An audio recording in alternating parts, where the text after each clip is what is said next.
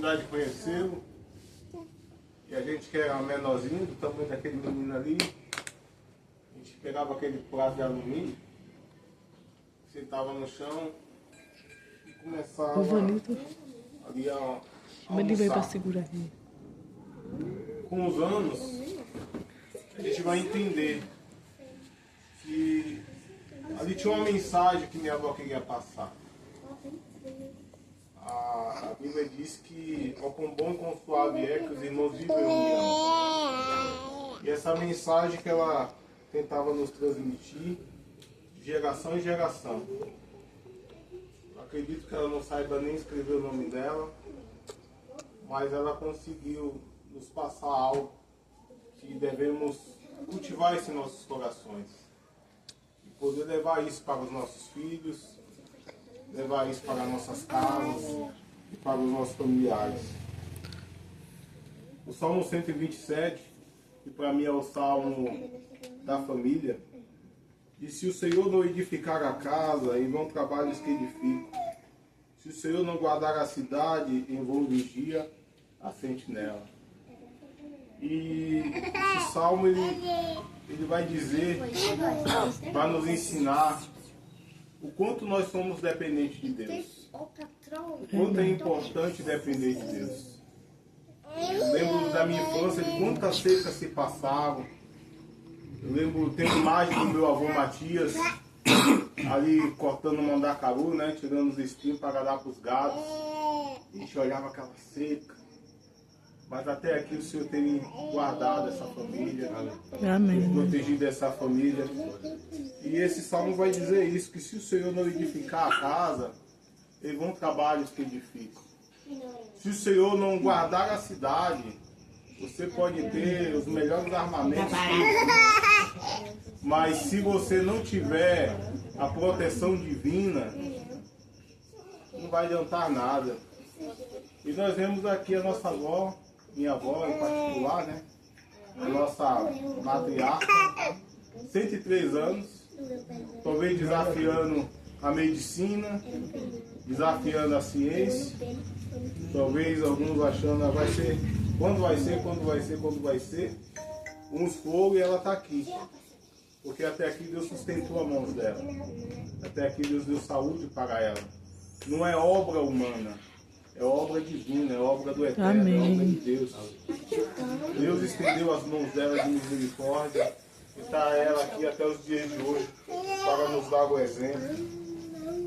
Será inútil levantar de madrugada, dormir tarde, comer o pão que conseguimos com tanto esforço. Aos seus amados, Ele dá o dorme. Esse salmo ensina que não adianta vivermos com tantas preocupações. Tudo provém de Deus. Provém o descanso, provém o sono, provém a providência, provém a chuva, provém o alimento. Esse salmo ele vai dizer também que a herança do Senhor são os filhos. Que herança, ela tem a ideia aqui de propriedade. É Deus pegando ali, minha avó. Começou com quem? Tio João? Foi o primeiro, né? João, é. Começou com o tio João. E aí Deus foi lá e deu um presente para a avó. Deu uma propriedade para a avó e disse assim, olha, cuida. Depois veio mais 15. E Deus dando propriedade, falou assim, mas eu preciso que você cuide. Mas também aqui o Salmo vai falar que isso é um galardão, isso é um presente. Deus presenteou a nossa avó com todos nós. Isso é um presente de Deus.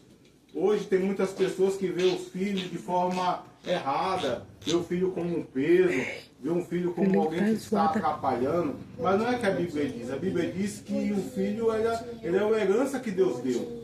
É um presente que Deus deu aos seus pais. Então nós vemos que vó sempre foi cuidadosa, sempre foi zelosa, sempre foi uma boa governante. E esse exemplo que temos que levar para nós. O filho não é um peso, o filho é um presente da parte de Deus. Nós precisamos mudar a nossa concepção. E o Salmo também fala que como flechas na mão do guerreiro, assim são os filhos da sua mocidade. Eu acredito que vó tem o primeiro filho com 18, 19 anos, pelas minhas contas, posso estar errando, no seu vigor, né? Então, como flechas da mão do guerreiro, assim são os filhos da sua mocidade. Por que como flecha? Porque era o papel dela conduzir juntamente com o meu avô Matias. O filho, ele não tem que fazer o que ele quer. Ele tem que fazer o que os pais querem. Eu acredito que vó soube muito bem conduzir isso. No momento que era para corrigir, corrigia. Tanto é que o vô Matias falava assim, vai lá, pega aquela galinha ali, dá uma badogada. Eu olhava assim, não, é de vó. Eu não vou, jamais vou fazer isso, é de vó. Eu sabia como é que era, então o vó sabia conduzir até os netos. Nós não aprontávamos, quando o vó aparecia, nós já, opa, chegou a autoridade. E é autoridade mesmo. Ela é a autoridade, ela que nos abençoa. Toda vez que nós entramos dentro daquele portão, uma palavra profética que sai da boca dela. Deus abençoe, meu filho, Deus acompanhe, meu filho. Deus te guarde, meu filho. Isso não é uma palavra aos ventos, mas é uma palavra profética na vida nossa. Por isso que estamos aqui, durante todos esses anos, todo esse tempo. Talvez é a oração dessa senhora que está aqui do nosso lado.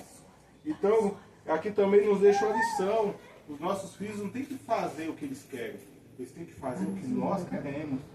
Porque assim como um guerreiro ele pega a flecha e sabe onde tem que alcançar o alvo, assim a gente sabe aonde que os nossos filhos têm que alcançar, aonde eles têm que chegar. E essa é a lição que nós aprendemos com antigos, como a minha avó, como o meu avô Matias, como o meu finado pai, como tantos outros que sempre nos orientaram. E aí fala, feliz o homem que enche deles a sua aljava. E aqui vô Matias e vó seguiu ao pé da letra. Foram 15 aljavas, né? Cada aljava foram 15 flechas, cada flecha representa um filho. Não será envergonhado quando enfrentar os seus inimigos no tribunal, ou como algumas traduções falam, quando estiver à porta. O que significa? Significa que se alguma coisa acontecer com vó, quem ela tem para contar? É os filhos. E aí um vai revezando, outro vai tomando boca, outro vai brigando, mas ela não deixa de ser cuidada. Não importa a forma, mas ela é cuidada. Por quê? Porque ela encheu a sua aljava. É presente de Deus, é galardão que o Senhor deu para ela. Mas também, eu não posso finalizar aqui, se antes de lembrar da palavra do nosso Senhor. Jesus Cristo diz que aqueles que ouvem as suas palavras e as praticam, é semelhante ao homem prudente, que constrói a sua casa numa rocha. Então vem a tempestade, vem os ventos, e nada acontece com aquela casa. Por quê? Porque ela foi bem estruturada, ela foi bem feita, teve uma preocupação com o alicerce. E assim fica a lição que nós temos feito na nossa casa. Será que temos feito bons alicerces? Será que nós temos construído a nossa casa em cima da rocha que é Cristo? Ou será que estamos fazendo como aquele homem que o próprio Jesus disse que foi um insensato, pegou a sua casa, construiu na areia, construiu de qualquer forma, só queria uma moradia, mas quando veio a tempestade, quando veio ventos, o que aconteceu com aquela casa? Grande foi a destruição daquela casa. Nada pôde fazer. Olhe que ambos tinham um propósito, que era ter uma casa. A diferença é que um teve um maior cuidado, o outro fez de qualquer forma. Então fica a lição. Todas essas lições que a nossa avó deixou, também todas as lições que Jesus deixou para nós. Precisamos tomar partido disso, guardar em nosso coração e construir essa casa, essa morada, que é uma morada também que possamos dizer celestial. Deus nos deu uma promessa da vida eterna.